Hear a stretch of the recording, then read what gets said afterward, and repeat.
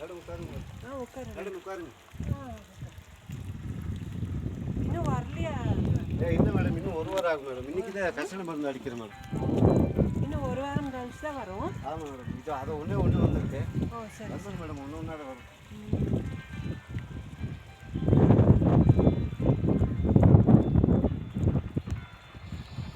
hello, நான் சும்மா